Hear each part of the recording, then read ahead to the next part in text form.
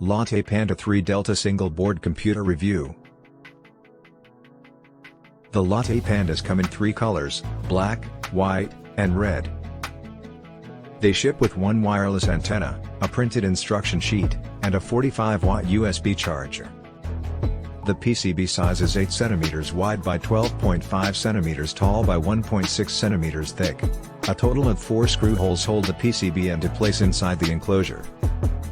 The front panel features an array of buttons and ports including HDMI, Ethernet, and USB 2.0.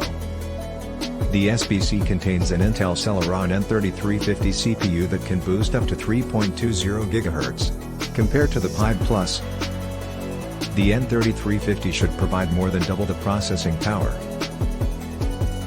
A 400 MHz Intel HD Graphics 5500 GPU, 4 GB DDR4 RAM, and 32 GB IMC support the CPU in its operations. An Intel i2 10 Gigabit Ethernet controller and a Wi-Fi 5 module provide network connections. Components of a Leonardo Arduino are soldered onto the board next to the main CPU, and include an ATmega32U4 microcontroller, a USB port, and a reset button. The 3 Delta offers multiple high-performance connections, such as 2 USB 3.2 Gen 1 ports and 1 USB 3.2 Gen 2 Type A. The most common interface is the USB Type-C connection on the left side, which provides a DP display connection and supplies power. Also present are an HDMI 2.0B connection, a Gigabit Ethernet connection, and an audio jack. On the top edge of the board are 3 high-performance connectors, 2 RAM, 2 SSDs, and the third is an full HDF connection. The back side of the board contains 3 high-performance connectors. 2 of them are M.2C SSDs and the last one is another full HDF connection, which allows the system to support a dual 4K display setup. The CPU fans run at a slow speed unless there is something plugged into them, but they're not loud unless you plug everything else into them. They won't cause any shorts if you place the board in a case. There are 2 types of headers on the top and the bottom of the board. They include various low-frequency interface circuits such as RS-232, speakers, I2C, SPI, and so forth. The last 2 interface circuits are accessible only via a Python API. Most pins are 5V compatible except for the I2C circuit, which supports only 18V. With an LCD monitor connected via Type-C, no additional accessories are required to provide power, a screen, and a USB port.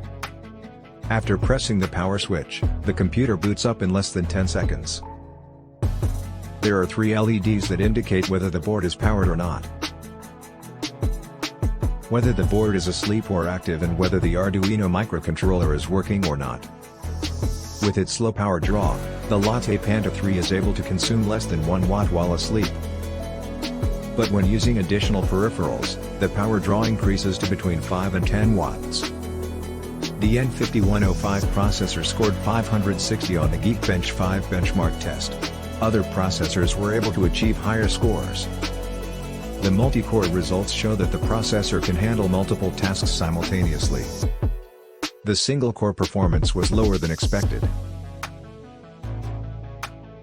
The storage subsystem achieves speeds of 310 MB per second for sequential reads and 240 MB per second for sequential writes.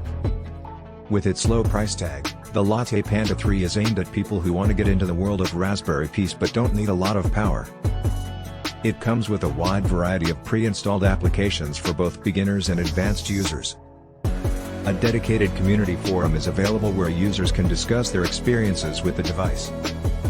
The Seed Studio's Odyssey platform is similar to LattePanda 3 Delta and offers almost the same external port, memory, and cost bracket. The 2 years after the Odyssey's release represents a lifetime on a CPU's timescales. And the performance of Odyssey's J4112 is not even matched by an underperforming N5105 Celerons.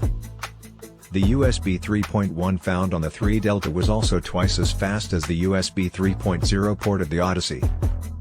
Finally, the Seed Studio space is bigger and heavier than LattePanda. The LattePandas 2 and 3 were both based on the same Celeron D CPU. They had similar features and performance, but the LattePanda 3 was designed to be used in a wider range of applications. The LattePanda 2 was originally intended for embedded systems, whereas the LattePanda 3 is aimed at general computing tasks.